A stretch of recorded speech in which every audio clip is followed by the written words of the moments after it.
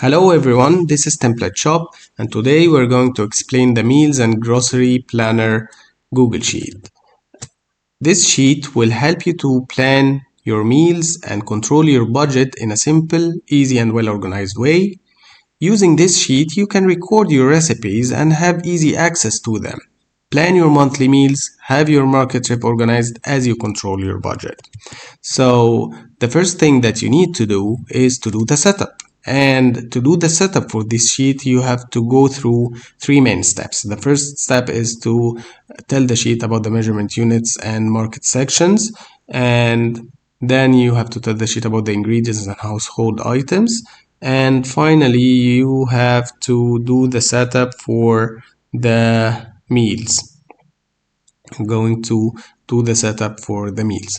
So first thing, the first column here is the market units. Here you tell the sheets what are the measurement unit that you use when you go buy a certain ingredient. For example, when you go buy milk from the supermarket, you're going to buy it in liters. And when you go buy cheese from the supermarket, you're going to buy it in grams.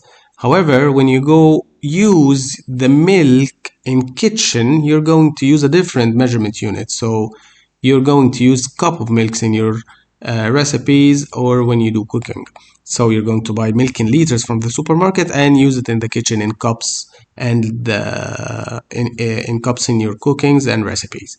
The same thing for oil. You're going to buy it in liter, but you're going to use it in the kitchen in tablespoon or sometimes cups.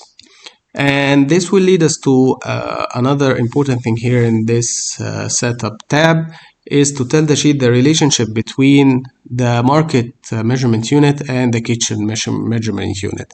For example, I used Google here to tell me the relationship between 1 liter and cups. So Google told me that 1 liter is approximately equal 4 cups. However, if I have my own reference and I know that using my tools in my kitchen, 1 liter of milk is equal to 3.5 cup, I can easily do that and set up the sheet as it pleases me. So that will be the first step. The second step here is to tell the sheet and educate it about the ingredients. I will list here the ingredients. These are the ingredients that I use to cook or to prepare my recipe. So here let's see cheese, for example.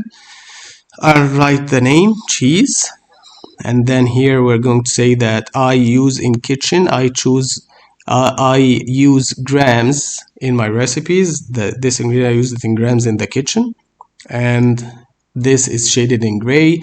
Let's agree that any column in this sheet that is shaded in a different color means that you cannot do any modification in this column. So here is an automatic this is an automatic output here, and you tell the sheet cheese when you go buy it from the supermarket, which market unit do you use. So I use grams as well when I go buy cheese from the supermarket. And then these two columns, I tell the sheet how the quantity that I buy from the supermarket and the price of this quantity. So 500 grams of cheese in the supermarket is equal to $40, and of course this is not a real price, this is a dummy price. And where do I find cheese? I find it in the dairy market section. There is a very interesting information here that the sheet will use to my benefit later on. Is the 1 gram of cheese is equal to how many calories. So I used Google here as a reference. Many people use other references, so you can use your own reference and tell the sheet how 1 gram of cheese is equivalent to how many calories. Okay, this is an easy setup here. Worth mentioning that you cannot do any duplicates in this sheet. For example, here if I write meat or write milk or write pasta, these values will turn into red because these are duplicate values, and you cannot do any duplicate values in this sheet. So please avoid any duplicate values, and this action is going to help you to avoid duplicates. Household item setup is very much the same as the ingredients. You write the name of the item, the market unit, and the relation between the market unit and price. You tell me that I'm telling the sheet that 5 liters of washing machine gel is equal to 110 USD, and you find it in the cleaner section. And of course, the price is a dummy price, not a real price.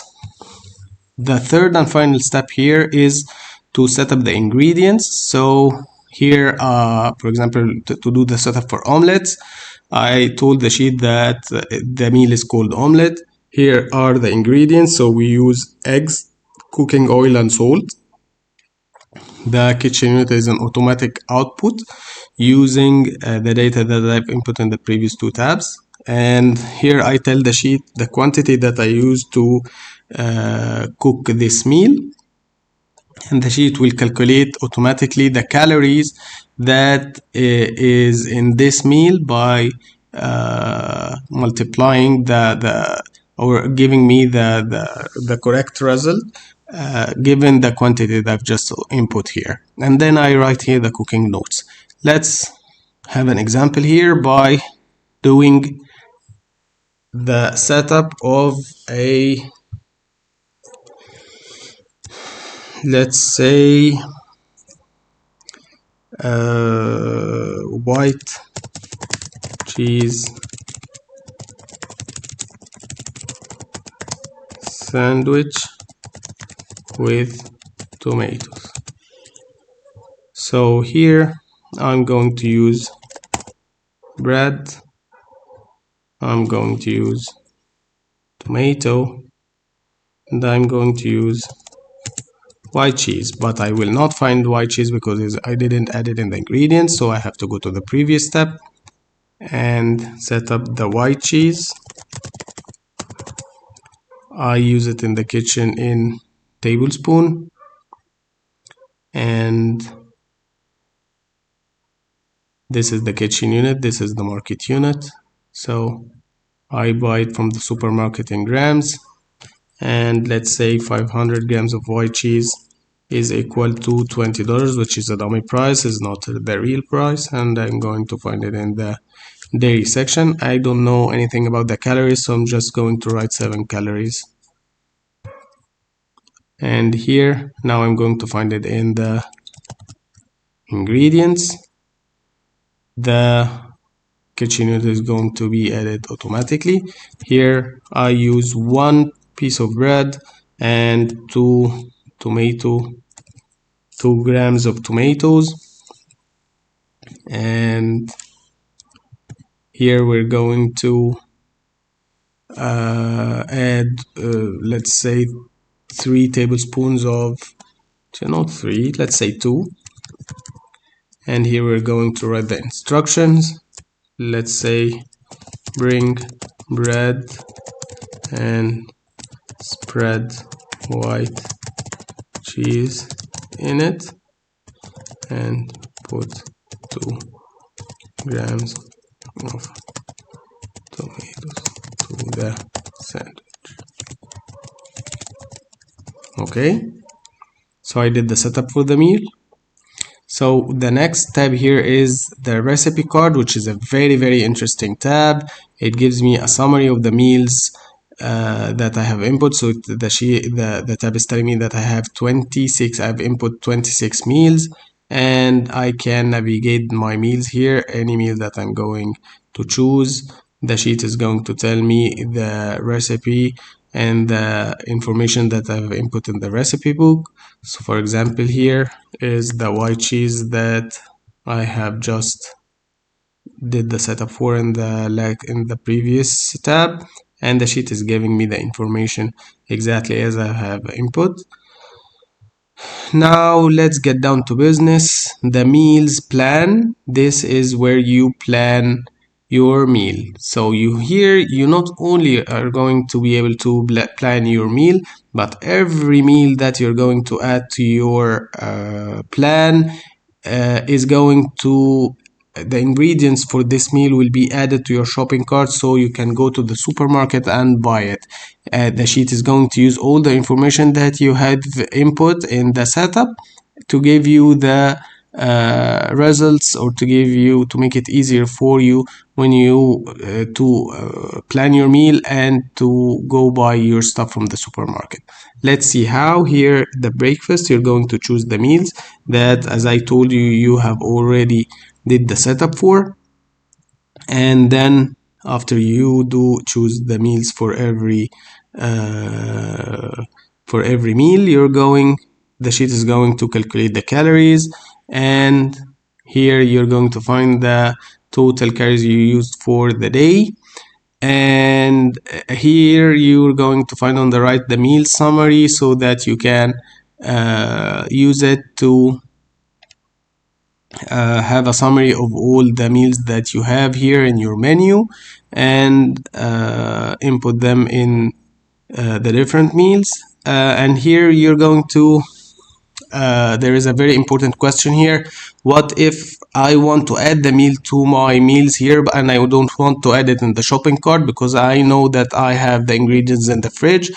That's why you will find every meal that is set up, you will have a leftover. When you choose the leftover, it will be added here, but you're telling the sheet that this is a leftover. You have used ingredients that you have already in the fridge, or you have a leftover of this meal. There's a part that you are going to use it again the next day, and this happens automatically. So here's the white cheese that we have just did the setup for. You will find a leftover option here to choose if you want to choose it as a snack or anything. Okay, and still it's going to calculate calories and everything, just it will not be added to the shopping cart later on, as you're going to see now. So here you can plan week 1, week 2, 3, 4 and 5, and you will find some interesting information here and graphs to tell you the most frequent used meal, the highest meals in calories, and the most expensive meals. Okay, moving on, the shopping cart here is going to tell you the exact amount of ingredients that you need to go buy from the supermarket. And not only that, you will find it arranged by sections. So you'll go to the vegetable section, and you'll find all the things that you need to buy from this section, from the spices, the grains, and everything. Here you will find the monthly shopping cart, and if you want to buy them by week, you will find the weekly shopping cart. And the matrix here is going to do the summation for you, and also you're going to find the total monthly calories here calculated for you. There is this table here if you're going to the supermarket anyway, so you can also use any other ingredients or any other household item that you want to add, so it will appear in the monthly shopping cart in the end, so that you can go and buy it from the supermarket. Okay, now the two final and very interesting tabs is the shopping cart tab here. You can just easily print it and take it with you to the supermarket. You will find the monthly shopping cart and extra items, weekly, and everything here. Also, you can print the meals. You will find a tab here, a printable tab here for the meals, so that you can print it and put it on your fridge or put it anywhere in the house, so that you can follow your diet routine. So that's it. This was all about the Meals and Grocery Planner. Enjoy it, everyone, and have fun.